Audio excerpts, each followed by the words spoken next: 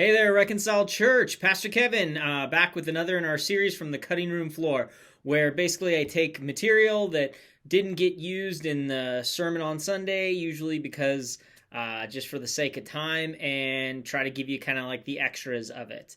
Now, this week, Robin was the one who actually did the preaching, so I guess theoretically I was on the cutting room floor this week. I don't know. But there was, because we go through books of the Bible. We go verse by verse, things like that. Even if I'm not preaching, I spend some time studying the passage. And so I wanted to talk to you a little bit about the passage from Sunday, which is Jesus turning water into wine. Anyways, just to kind of reiterate what was already said, I think Robin did a great job of unpacking this. How do we understand what this is? It's a sign. What's a sign? A sign is proof or evidence. So the miracle that Jesus did, first and foremost, is proving that he is the Messiah and that he can be trusted. Now, with that idea, one of the things I want to talk about a little further is, why did Jesus pick water and wine? Like, what's the significance of that? Why he could have done any number of miracles. Why did he go with doing that one? So first, for context, let's read the story. It comes out of John chapter 2, verses 1 through 11, which reads, "On the third day there was a wedding in Cana of Galilee, and the mother of Jesus was there, and both Jesus and his disciples were invited to the wedding. When the wine ran out, the mother of Jesus said to him, 'They have no wine.' And Jesus said to her, 'Woman, what does that have to do with us? My hour has not yet come.' His mother said to the servants, 'Whatever he says to you, do it.' Now there were 6 stone water pots there for the Jewish custom of purification, containing 20 or 30 gallons each. Jesus said to them, 'Fill the water pots with water.' So they filled them up to the brim. And he said to them, 'Draw out now some of it and take it to the head waiter.' So they took it to him. When the head waiter tasted the water, which had become wine, and did not know where it came from, but the servants who had drawn the water knew, the head waiter called the bridegroom and said to him, 'Every man serves the good wine first, but when the people have drunk freely, then he serves the poorer wine. But you have kept the good wine until now.' This beginning of his signs Jesus did in Cana of Galilee, and manifested his glory, and his disciples believed in him." Okay, so looking at specifically the elements at place in this miracle, water and wine, let's kind of look at those for a second. So first, we'd start with the water. Now, it's not just any old water. It's not like they were like, hey, just grab a bottle of whatever, Kirkland water is what I have right here. Fine folks at Kirkland. It's not that they just took like their water bottles and he was like, boom, and made it into wine. There's something more there. And you can see this even in the text, because John gives more details than he would for other things. So he says here specifically, he says this is water that was used for, as he says, the Jewish custom of purification. Now, he adds that detail for a reason. It's significant. See, the Jews were really about cleanliness or purity and purification and stuff. Well, this isn't the exact. This isn't the reason behind it. They were washing hands before it was cool to do so, before modern germ theory and everything. But they had all these rituals and customs and things like that in order to make sure that they were clean before doing certain things, or pure. Now, so that's what this water is. It's a representation of the rituals or customs which were required by the Jewish people. Okay? But what about the wine? Well, wine has significance in the Bible. Wine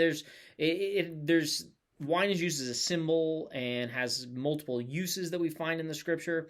But consistently what we find here is that wine is used to refer to like a blessing or joy and celebration and stuff.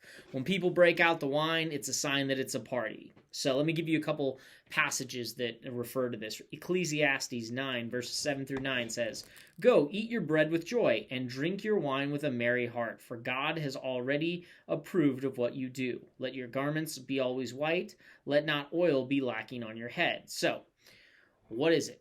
Drinking wine here is a celebration, a sign of a merry heart. Psalm 104, verses 14 through 15 says, "You cause the grass to grow for the livestock and plants for man to cultivate." That is, God does this. "That he may bring forth food from the earth. and wine to gladden the heart of man, oil to make his face shine, and bread to strengthen man's heart. Okay, so one of the reasons God gave wine, he says here, is specifically to gladden people's heart, to bring joy to people. Now, let me just kind of stop for a second, just pause, just to say, whether you drink or not is really not my concern with this, nor is it John's concern. But the symbol, what it represents, is important. So what do we see that Jesus is doing here? Well, he's taking the rituals of Judaism, the customs, and turning them into a celebration. He's taking the chores and turning them into a celebration. He is making them into something new, essentially. Now, what Jesus is showing them is that as the Messiah, he is changing things. He's bringing in something better, something more joyful, which we'll see as we go further in John's Gospel. Yesterday, actually, for the benediction, I mentioned I used a passage out of the tail end of Revelation. Jesus declares, "Behold, I am making all things new." That's exactly what he's doing here. I heard a good explanation just this last week of a pastor saying, applying this passage and saying that Jesus takes the filthy water and makes it into beautiful wine, makes it into the best wine. In that case, we're the filthy water. So these are hand washing things. These are basically giant jugs that be used for like hand washing and stuff, which means after they've been used, the water would be dirty. And so what is Jesus doing? He's taking this unclean water and not only making it clean, turning it into clean water, he's turning it into something more. He's turning it into a celebration, the best of the best wine, and such. Also, it's probably worth referencing Isaiah here. John has already referenced Isaiah's writings in his gospel account. And if you were a Jew familiar with your Old Testament, most likely you would remember this passage from Isaiah 55. It says, "Come, everyone who thirsts, come to the waters. He who has no money, come, buy and eat. Come, buy wine and milk without money and without price." These are both signs of blessings. Remember, Promised Land was a land of milk and honey. So things like milk, honey, wine, oil, all these things are blessings. Verse 2, it says, "Why do you spend your money for that which is not bread, and your labor for that which does not satisfy? Listen diligently to me, and eat what is good, and delight yourselves in rich food. Incline your ear and come to me. Hear that your soul may live, and I will make with you an everlasting covenant, my steadfast, sure love for David." So Jesus comes providing the joy and blessing of God's covenant, and he does so for free. He does so without price. The idea will come about, like I said, this is going to come up again over and over again in John's Gospel. But it's worth noting here as well that what the Messiah provides is blessing without cost. In other words, he's giving it as an act of grace, a gift. So Jesus comes bringing something new, taking that which was ritualistic and turning it into something which is a joyous celebration. And he gives that blessing to us freely. So that's some of the significance of the water and the wine in this passage. Well, guys, that's all I have for you for this week. I'm excited to be back preaching this week and getting back into John's Gospel with you all. I hope this has been beneficial. God bless. Have a great day.